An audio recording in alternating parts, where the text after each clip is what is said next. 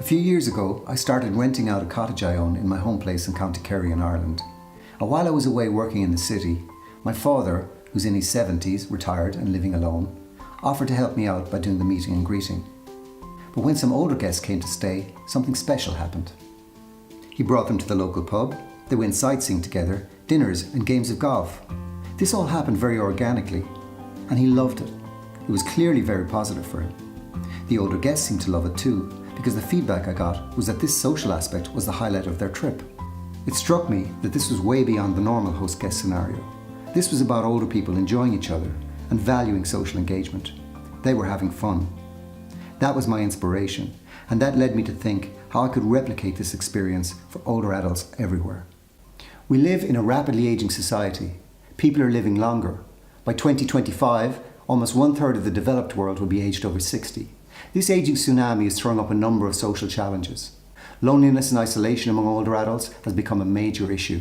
Many older adults struggle financially with inadequate pensions, a situation that's likely to get worse as the pensions crisis looms.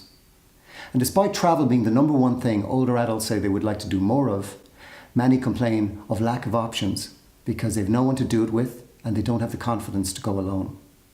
But we have a solution, and it's called the Freebird Club. Built on the sharing economy model, the Freebird Club enables peer-to-peer social travel and homestays for older adults.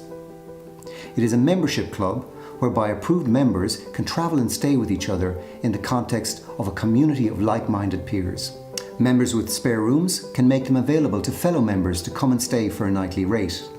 Uniquely, with Freebird stays, the host is always present, because this is about companionship more than just accommodation. We enable this by way of an age-friendly web platform, which allows members to set up personal profiles describing themselves, their interests, as well as details of their available accommodation if they become a host. But this is about people matching with people, not just finding a nice place to stay. It's like Airbnb meets Match.com, but for friendship rather than romance. We've had Irene last weekend, and it was coincidence that Irene was a social worker, and I worked with social workers for years, and we did similar type of work. I would actually see it as being like it is a social club.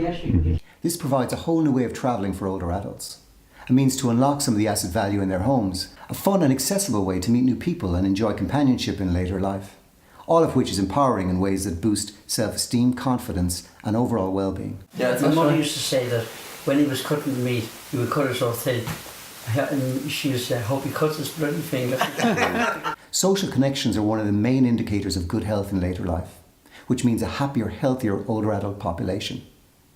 This results in significant savings to health systems, the taxpayer and overall economies. After a successful pilot phase, we launched the Freebird Club in April 2017, and it's growing daily. People sharing their homes and experiences, building real friendships and having fun. The sunshine of your smile, that's it. Hey! Sugar, Susan. Oh, thank you very much, I will do. Thank you.